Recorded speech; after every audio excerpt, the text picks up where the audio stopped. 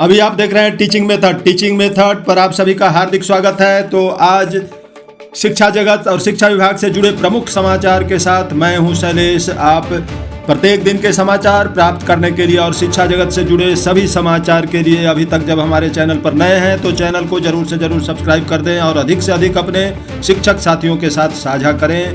तो चलिए बढ़ते हैं। सबसे पहला जो समाचार है, मुख्य समाचार है कि कई जिला में पे फिक्सेशन का कार्य पूरा हो गया और अब बढ़ा हुआ वेतन शिक्षकों के अकाउंट में आने लगे। जब भी आपका अकाउंट में वेतन आ जाता है, विशिष्ट शिक्षकों का पेमेंट बढ़ा हुआ आ जाता है, तो हमारा जो व्हाट्सएप चैनल है उस पर आप कमेंट कर सकते हैं या हमारा टीचिंग मेथड व्हाट्सएप ग्रुप जो है उस पर आप कमेंट में लिख सकते हैं आपका वेतन कितना आया। लेकिन हम आपको ये बताते चलें कि आपका मूल वेतन ही बढ़ा है और मूल वेतन बढ़कर ही आपको वेतन आने वाला है।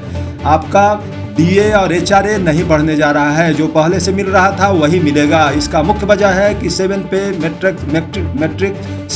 पे कमीशन के अंतर्गत विशिष्ट शिक्षक या टीआरई 1, 2 और 3 के शिक्षक नहीं आ रहे हैं। अब ये आपने पहले भी सुना होगा कि विधान परिषद में जो शिक्षा मंत्री महोदय बोले थे उसका भी आप अवलोकन कर सकते हैं। हमारे चैनल पर पूर्व का वीडियो है जिसमें बताया गया था। उन्होंने कहा था कि 7वां वेतन आयोग में नहीं है, ये शिक्षक स्पष्ट बोले थे, और 8वां में इन लोगों को शामिल करने का प्रयास किया जाएगा।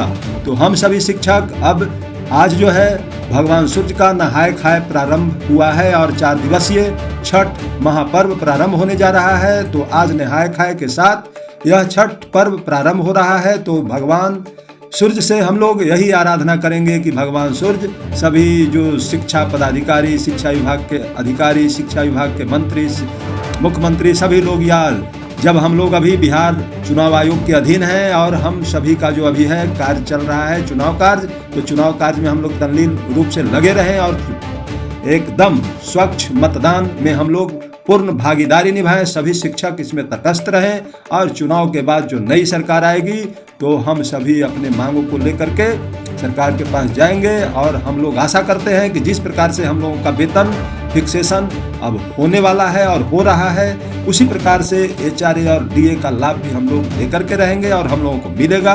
पूर्णतः आप आशा रखें। इसी के साथ अब बढ़ते हैं अगली समाचार की ओर। तो अगली प्रमुख समाचार जो है वो छात्रवृत्ति कक्षा 1 से 8 तक के लिए 190 करोड़ मंजूर किया गया है। राज्य के सभी तरह के प्रारंभिक विद्यालयों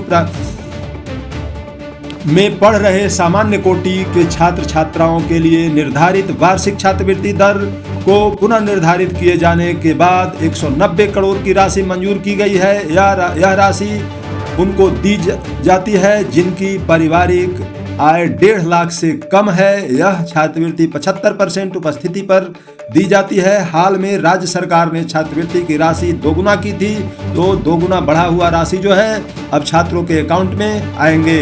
अब अगला समाचार है, आज से लगभग 4 दिन जो है बैंक बंद रहेंगे। एटीएम में पर्याप्त कैश का व्यवस्था किया गया है, तो आप हड़बड़ाए नहीं और ये नहीं कि एटीएम में जाकर के मेरा समाचार सुनिए और एटीएम में जाकर के लाइन लगा दे, ये मैं नहीं कहता हूँ।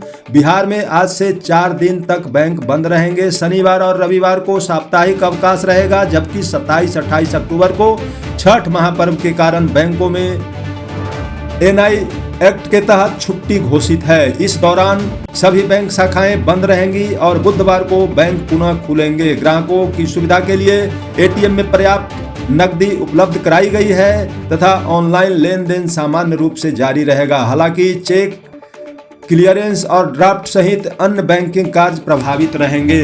अब बढ़ते हैं हम अगली समाचार की ओर। जो इंटर 2025 का रजिस्ट्रेशन की तिथि 8 नवंबर तक बढ़ी। बिहार बोर्ड ने इंटर सत्र 2025 के छात्रों का रजिस्ट्रेशन की अंतिम तिथि बढ़ाकर 8 नवंबर 2024 कर दी है, जबकि शुल्क जमा करने की अंतिम तिथि 7 नवंबर निर्धारित है। शुल्क जमा करने के बावजूद फॉर्म न भरने वाले छात्र की 8 नवंबर तक फॉर्म भर सकेंगे।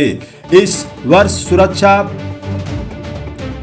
पर्यटन, retail, automobile, electronics, beauty and wellness, technology और आईटी जैसे व्यवसायिक ट्रेडों का विकल्प उपलब्ध है, लेकिन केवल उन्हीं विद्यालयों में जहां ये कोर्स संचालित है। सहायता हेतु हेल्पलाइन नंबर 061222300039 जारी की गई है। इस पर आप संपर्क कर आप छात्र संपर्क कर सकते हैं। अब अगली समाचार की ओर बढ़ते हैं। CTET 2025 की परीक्षा 8 फरवरी को होगी।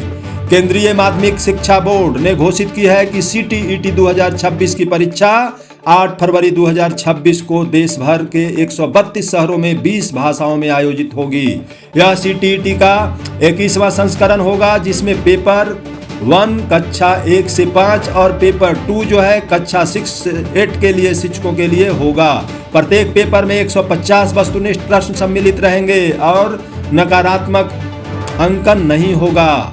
विस्तृत जानकारी बुलेटिन जल्द ही आधिकारिक वेबसाइट ctet.in.nic.in पर जारी किया जाएगा। अब बढ़ते हैं हम अगली समाचार की ओर। तो अभी सभी जो विशिष्ट शिक्षक हैं वे अपने अपने वेतन भुगतान और अपने अपने वेतन के लिए भगवान सूर्य के उपासना में लगे हुए हैं। तो अब अभी तक हमारे YouTube चैनल पर जो नए हैं वे हमारे चैनल को जरूर सब्सक्राइब कर दें और अधिक से अधिक अपने शिक्षक साथियों के साथ साझा करें। अभी तक चैनल पर बने रहने के लिए बहुत बहुत धन्यवाद।